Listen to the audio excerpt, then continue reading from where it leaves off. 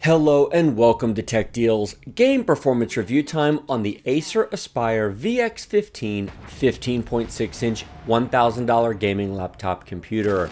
This is a very nice computer that I have previously covered. Link in the description below to the full playlist on this machine. Also linked in the description below is the link to Amazon.com where you can go take a look at this machine. I bought this machine on Amazon, and if you're interested in the best $1,000 gaming laptop available today, you should as well. Now, there are some other choices besides this laptop, and I've covered them previously, a little bit more and a little bit less than this price point, but it's a nice compromise for the features you get to get right at the $1,000 price. For full details, check out my full review on this computer in the link in the video description below. But in short, we have a 1080p IPS display. It's a very good quality screen.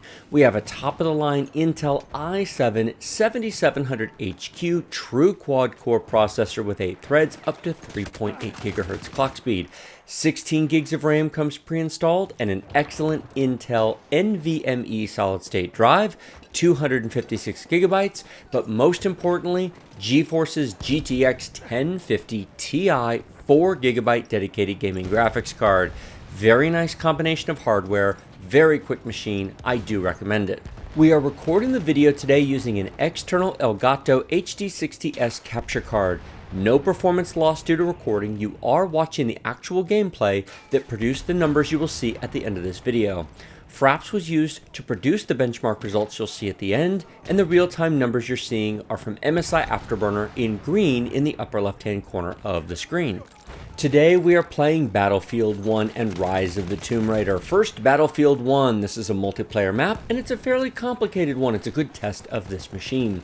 If you look at the numbers in the upper left-hand corner, the very first line is the graphics chip itself, the 1050 Ti. This is what makes playing this possible. If you bought a very nice laptop without this, it simply wouldn't run. The first number, 99%, simply means we're using all the compute power of the graphics chip. This is a good thing. It's working and doing its job. It's running at 68 degrees Celsius, which is just fine, at a very nice boost clock speed of 1721. A nice feature of the 10 series of NVIDIA cards is they auto overclock themselves, and this graphics chip is running very, very nicely. Now it comes with 4 gigabytes of dedicated video RAM. Very important. You can get this machine with 2. I don't recommend it. We are using 2.7 gigabytes, and it is powerful enough to use over 2. So if you're buying a laptop like this, definitely get the 4 gigabyte model.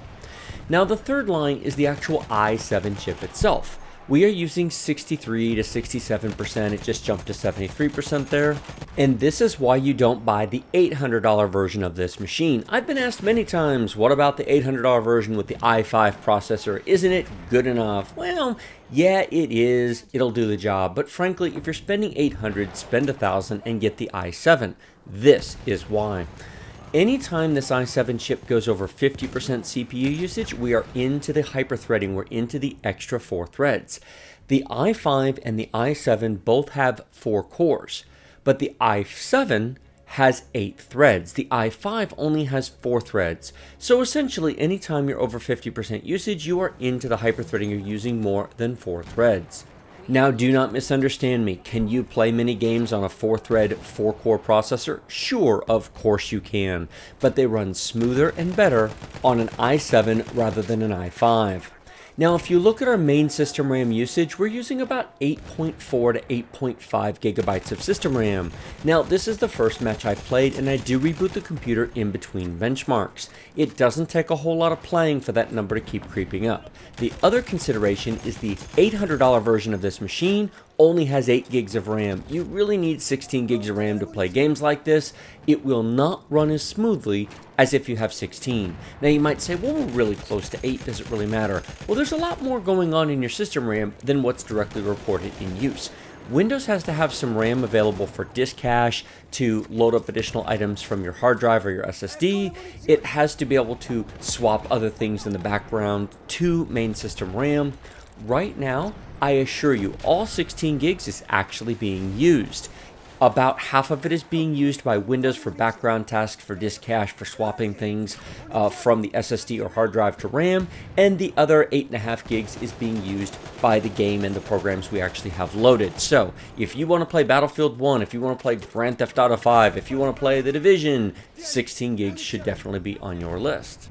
Now, how about frame rate? I am going to show you the average 1% low and 0.1% lows at the end of this video, but take a look at our real-time frame rate. We're almost 60 frames per second, and there's a lot of explosions and gunfire, and we just died again. It actually performs remarkably well. I have now tested more than a dozen games on this computer, some of which have been published, some of which have yet to be published, but they all will, and they'll end up in that playlist linked down below. Very few games truly struggle on this machine. A few do. And just briefly, let me mention that if you spend about $100 to $300 more, depending upon what features and options you want, you can get one level graphics card up from this. This has a 1050 Ti. For $1,100, you can get a very similar machine to this with a 1060. For about $1,300, you can get one with a 1060 and a hard drive in addition to the SSD, and of course it goes up from there. Is it worth it to you? Honestly, if you have the money, yes. I actually would upgrade to the next level machine. Linked in the video description below will be links to those computers on Amazon. Go check them out.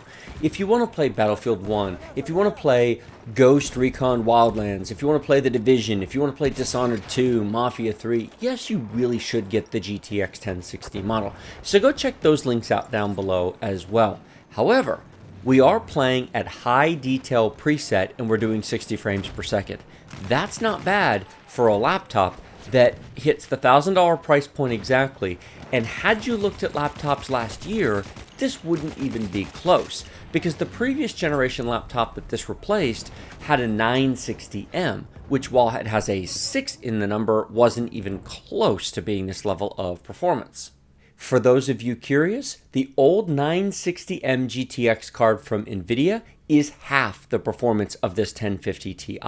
There is a huge and dramatic difference in performance between those chips and this chip, which is why we're able to run in high detail. Now, a 960M would play Battlefield 1, but really low details about all you're going to get. You might be able to turn a few of them to medium, but it's going to be a pretty rough experience overall. So you have a nearly doubling of performance going from the older machines to this new 1050 Ti. One final thing I'll draw attention to, and then we'll cut to the next benchmark, is the temperature of the CPU. Yes, it is very warm. 7th generation Kaby Lake chips do run very, very warm. The other thing that this laptop is missing is what the higher end dedicated gaming laptops have, which is better cooling solutions. This laptop does get hot. However, having tested over a dozen games, I haven't had any problems with the heat or any problems with throttling. Notice that we are well into this game. We're a good solid 20-25 minutes into this game. I mean, I'm only showing you part of it. I have not had any throttling or any issues with performance whatsoever. That being said, I would not want a game with this laptop on my lap. If you want to do that, well, frankly, they're all going to be pretty rough because they all get hot. However, a higher-end Asus Republic of Gamers or an MSI, maybe not even an Apache Pro, but their higher-end Dominator Pro lines would do a better job of staying cool because they have multiple cooling fans, they are thicker, they have more heat pipes, and they will run 10 to 15 degrees cooler. You will spend a lot more for them. However, you'll spend anywhere between $1,400 to $1,800 for some of those machines. This is a lot less expensive. So if you're okay to have this on a desk or a laptop pad or something other than your lap, it actually does a really good job. And I have not had any problems with it, even though that temperature indicator says, boy, that chip is very warm. Now let's jump into Rise of the Tomb Raider. We are using the built-in benchmark, and I'm doing that for a couple of reasons. First of all, it lets me run it in DirectX 12 mode. Rise of the Tomb Raider just recently had a patch to improve DirectX 12 performance. Now, I'm going to do a follow-up video in the future comparing the old and the new versions, but basically DirectX 12 performance in Rise of the Tomb Raider has been improved.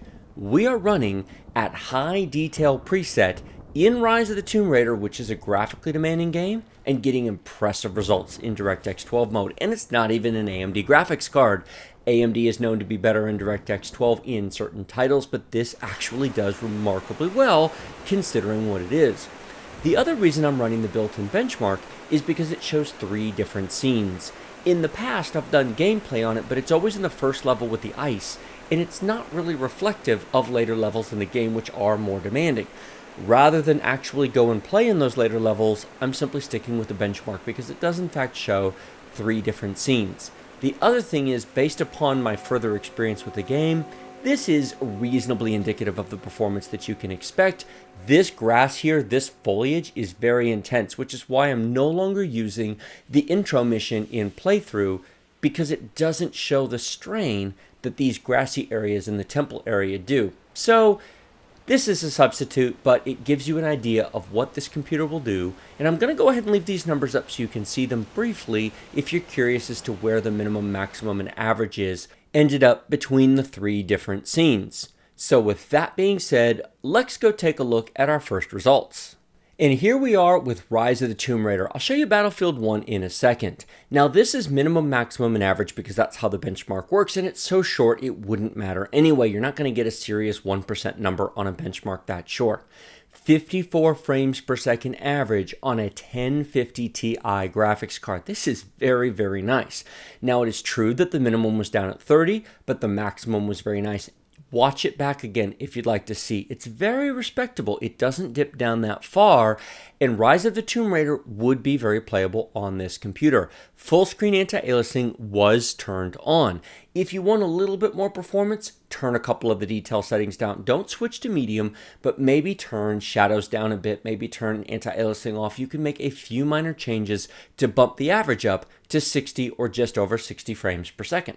What about Battlefield 1? Now this isn't minimum, maximum, and average. This is average, 1% minimum, and 0.1% minimum. Allow me to explain, but before I do that, the average was 59 frames per second, and that was across 20-ish minutes of gameplay. That is really, really nice for high detail presets in Battlefield 1 on what is decidedly not a top-of-the-line computer. It's a very nice computer, but you can spend twice this much money if you really want to on a gaming laptop. Now, the 1% and the 0.1% minimums essentially mean that you will get at least that frame rate 99% and 99.9% of the time. The red bar is, in my opinion, the one you should pay the most attention to. Essentially, you'll get at least 42 frames per second 99% of the time, the bottom 1% of the frames falling beneath that. Now, if you don't like that and you want to get 60 frames per second more often, then yeah, just turn a couple of the details. I had it on high. Either turn it to medium or find some intermediate setting in between high and medium to get you just a little bit more performance. The 0.1% minimum at 35 looks bad, but consider that across 20 minutes of gameplay, you're looking at, on average, 4 seconds of gameplay across 20 minutes. The 0.1% minimum is incredibly short distances of time. The 1% is a much more important number in my opinion than the 0.1%, but I include it because once you've calculated one, you can do the other, and people would want to see it, so there it is. What would happen if you spent $100 more to buy the Acer Predator link down in the description below for $1,100 with a GTX 1060? Run it at ultra detail and you'd be over 60 frames per second average. That card is a solid 50+% faster than this one. So if gaming performance is important to you, I would buy that one, which is why it's linked below. Why don't I have it to review it? Because I don't have one and I cannot buy endless amounts of laptops. But if you do care about AAA gaming, I would go buy that one instead of this one. They're very, very similar machines, same SSD, same RAM, same processor, same screen. It's really only the graphics chip that has been changed out.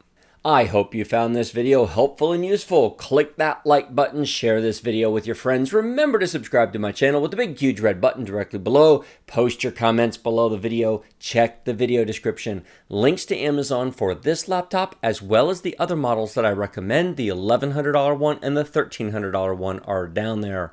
Also, the links to the full playlist on this laptop are down there. Other games, check them out. My first boot Windows update, the Windows performance review, and my initial review of this computer are all down there. Finally, please consider supporting my channel on Patreon. Acer did not send me this laptop. I bought this with my own money. It's a very, very nice machine, and it's why I don't have the other models, because frankly, I buy most of what I review, and so I have to pick and choose. That being said, if you want me to review more stuff, please support me on Patreon and I will be able to cover more cool things such as this and other desktops and laptops in the future. Thank you so much for watching. I will see you in my next video.